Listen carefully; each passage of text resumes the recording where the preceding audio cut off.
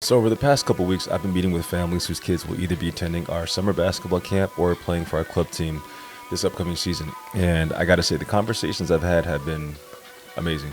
Parents have been really helpful when it comes to information around what they're looking for from a program, what are their expectations. The players have also provided some good feedback if they've been a part of the conversations. And I wanted to recap one conversation I had, or kind of put together a few for parents and players who are in eighth grade currently and are going to be going to high school next year and want to play basketball. There are a few things I think that came up that I feel like a lot of other families may be going through, may be wondering. And I think there are some things that we can discuss here on this video that we broke down in some of the meetings that I think will help, families in the same situation. So I'm going to break it down, and this is mainly for kids that are in eighth grade, going to high school next year, looking to play basketball, or if your kid's in seventh grade or just in middle school and you want to kind of prep for these things, I think this information can help. So I'm going to get into it.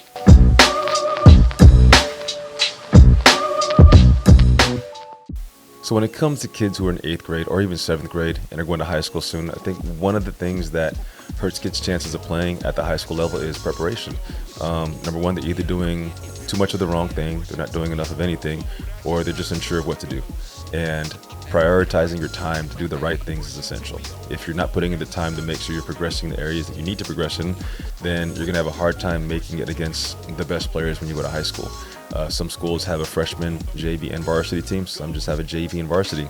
So if you're going to a school that has all three levels, it'll be easier if you're a ninth grader because you'll be playing against other ninth graders or competing for roster spots against guys at the same grade level. If you're playing for a JV team, now you're talking about guys that are sophomores, maybe even juniors, and the talent level is going to be a little bit harder, and coaches may prioritize the older players unless you're a freshman coming in with a lot of skill and ability.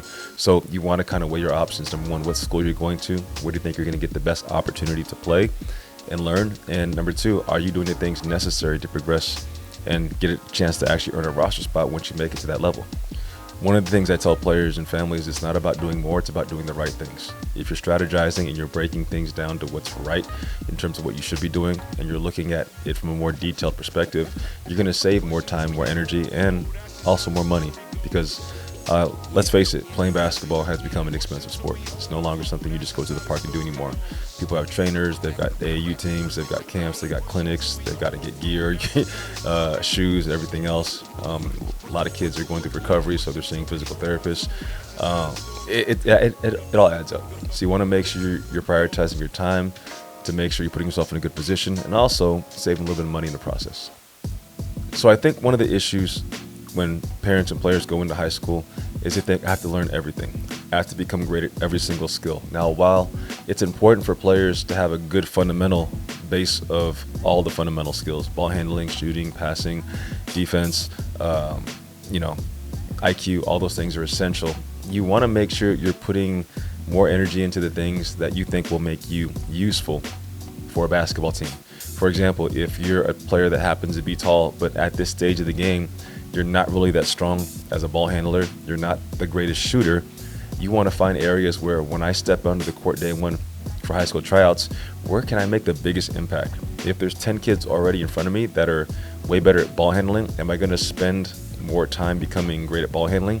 Or should I prioritize the strengths I already have? If you're a big working on learning how to set good screens, learning reads and reactions off of screens and what teams do defensively to defend those situations, becoming more physical in the post, understanding how to use footwork at the high post, at the low post. Working through these things and these strategies will help you maximize your current abilities so that your strengths become things that no other player can do. I like to tell players, don't try to find areas where you're digging into a hole that you can't get out of. Try to find areas where you can maximize your talents that somebody else doesn't bring to the table. Be the hardest worker, be the guy that dives on the floor, be the vocal leader, be the guy that sets amazing screens, be the rebounder for the team, be the guy that's setting good passes and getting guys open. Whatever it takes for you to get on the floor, that's number one. Once you're on the floor, it's really about maximizing that skill that you bring. And then as you're doing that, you can start to improve other skill sets as well to expand your game and make your role more desirable for the coach as you continue to get older in your high school career. One of the things I think that players don't buy into all the time is accepting roles. Understanding that when you're playing basketball, you're not just going to play the position that you want. I think a lot of kids want to be the point guard. They want to be the shooting guard. They want to be the guy that shoots every shot. but that may not be the role that fits you. There may be other players that do that better than you, or maybe the system that the coach runs doesn't fit what you just want. And you have to be willing to buy into systems. A lot of players today, I think because a lot of individual skills training kind of get focused on just themselves. They don't know how to play without the basketball. They get lost, and through that loss gets confusion. And players don't want to be confused, so they rely on the things that they've only worked on, which is just isolation basketball, learning how to score on my own, learning all my moves and getting into their bag. But what happens is you get players that don't understand playing without the basketball, understand spacing, understand decision making, reading and reacting in situations, playing good team basketball. And so if you're willing to accept a role in high school basketball, you're going to leave yourself open to more opportunities to actually play high school basketball, especially if you're a player that may not be the most skilled or have the most experience in the game. One of the biggest separators, I think, when players are going to high school isn't so much athleticism. You're seeing kids that are really athletic today. They're quick, they're fast, they're explosive. They're working on all these moves where they're having to change directions quickly. Things that obviously, when I was younger, kids weren't really doing as much. But athleticism, I don't think is so much the biggest issue. I think the biggest issue is basketball IQ. A lot of players go into situations where they don't really understand the game. They get there in a situation and they'll make a play without reading the second or third level of the defense. If I get past my defender, what's the help defender going to do? Where is my guy open in that space? Am I looking to collect the defender on a driving kick? Am I open to drive? What am I doing off a pick and roll situation? Is this guy going under or over screens? These are things that a lot of players don't really replicate, especially if they're working on their own, going in a one-on-one setting. They're getting up shots, they're working on ball handling, they're working on their shooting form. Then they're asked to go out there and, hey, let's see how you play basketball. And they spent so much time just working on skills. They haven't learned how to apply those skills in the game situations and then make decisions. And at the highest level of basketball, decision making is everything. You have older players in the NBA that may have lost some of their speed, their explosiveness, but their IQ is something that really separates them from other players. They're smarter, they know where to go, they know where to move, they know how to read certain defenders, they know how to get guys off their game. And if you're able to do that at a younger level, especially going into high school, you're going to find a way to separate yourself from other players. There is that story of Kellen Moore, I think, when he was going to Boise State, and how he studied the plays before he even went there and just came in day one ready to go. And I like to use that as an example for players, where if you're looking to go to a particular high school, a lot of these games are online. You can go on YouTube, there's the websites with their games on it, and you can start to look at what they do, what type of offensive system do they run, what do they do defensively, how do they defend certain things like side ball screens, how do they, run their transition offense, what are their main priorities, what does their coach like to do, what type of terminology do they utilize when they're on offense and defense, what expectation does the coach have, or even going to the games and watching them in real time. That's, I think, the separation when it comes down to players that just want to go to high school and players that are willing to really learn and study the game and play at the higher levels. If you're just hoping that things work out and you show up day one, you're probably going to play from behind. But you're going to separate yourself based off your knowledge. If you're coming in and you're like, yeah, coach, I had a chance to watch you guys play a couple times last year. I heard some of the terms you guys were using, and so I started using here in the tryout. Hope that's okay. I'm pretty sure they would love that. It shows that you have initiative. It shows that you're a leader. It shows that you're going above and beyond just what's in front of you, and you're looking for extra information to make yourself better, which ultimately helps their team. And that's really the type of player that every coach wants. Every player comes into it with some set of skill, but what tends to separate them is how they utilize that skill. And so if your IQ is something that you're able to present during tryouts and they see that, plus you're able to apply some of the things that they actually do as an offensive and defensive scheme, then I think you're really just going to allow yourself to shoot past a lot of those players day one of tryouts and give yourself a real chance to make a roster spot. Another part of it is training harder. And a lot of kids think they got to go hard, for the ones that are really training all the time. But it's really about being smart about your training and then having a plan. When you're doing things like strength training or performance training and you're trying to get faster, stronger, quicker, be more athletic, it's not so much about just doing work every day for no reason. Like one conversation I had with an athlete, they kind of broke down what they do in terms of getting themselves ready for their endurance and kind of building more explosiveness and strength. And so I heard what they said, and I thought there were some good points that they made out of it, there was a good strategy they had. I made a couple of recommendations of things I might change. I talked about doing upper body one day, doing lower body the next day, and then another day can be like, an aerobic day and mobility day, but a little bit lighter, and then they can repeat that again. But having like a day where there's rest, Again, there's different ways you can split it up in terms of your workouts, but really looking at how can you maximize the time that he has, the equipment that he has.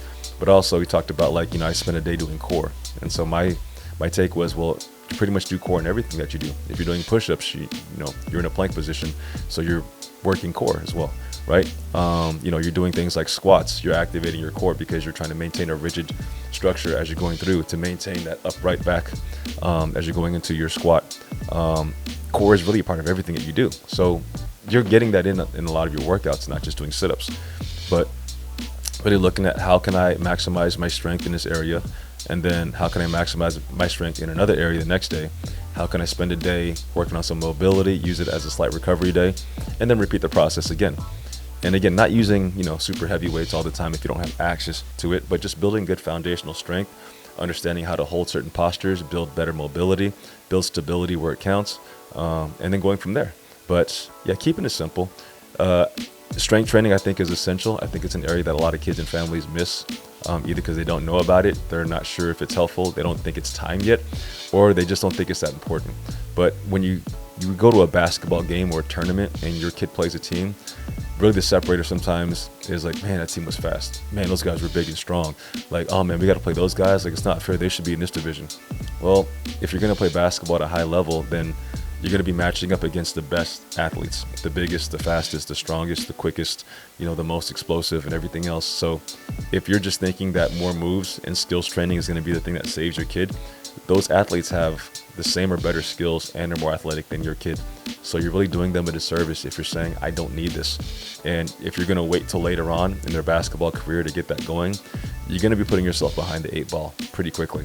And when they get to freshman year, they're playing some kid, that's 6'2", and he's strong and can do everything else and is pretty sturdy. Your kid's going to have a hard time getting to the basket because he'll be able to bump your kid off the line to the rim, or rebounding or boxing out, or just taking contact physically, from the defensive side. So I really think strength training is essential for kids looking to go to high school, because you're going to need that against the best athletes. So a lot of kids work with trainers, a lot of kids go to training sessions, and I think that's great. I don't downplay that. What I do think is the issue is there's misalignment when it comes down to people that work with trainers and their actual basketball team coaches. For me, personally, as a coach, I wish more of my families would let me know if they're working with other trainers, and then at least I can understand what they're working on, or I can talk to the trainer and kind of give them my take on this guy on a basketball team and where I think his strengths are, his weaknesses are, what are the things I'm looking for as this player's coach, and then we can work in collaboration. I think it's just like when you're working with somebody that's in the medical field and you have a patient as a doctor. You have a new patient, you're going to want to know their medical history, you're going to want to know like what things they're allergic to, any recent injuries or surgeries or operations they might have had, like these are things that are essential. So I'm not giving you medication that, is bad for you, that you may be allergic to, or maybe you might have had a bad reaction to in the past. Information is helpful. That's why there's collaboration when it comes down to your medical history. I think it's the same thing when it comes down to training, in sports performance, strength training, basketball skills training, whatever it is. If you understand more about your athlete, then you're able to help them more. That's why there's things like evaluations and testing. You'll test an athlete to kind of see where they are, what's their squat look like, what type of ankle mobility do they have, are they able to hop on a single leg and maintain balance and positioning, or are they wobbling all over the place? And this tells you things that you need to focus on. But I think a lot of times people want to keep that a secret, or they're afraid their coach will be upset. For me, I just want to be helpful. And I think if coaches understand you're using them to help your athlete get better, I think a lot of them will be receptive, and they can help the trainer find areas where they can really dial in the training session. So it's not just some overall random thing where they're working on a skill set they'll never utilize. And I think that's one of the areas where people miss. The kids work with trainers and hey, my kid's been working on this, and then they go back with their teams and they get upset, my kid's been working on this and now the coach's not letting them use these skills. It's well, the coach never needed those skills.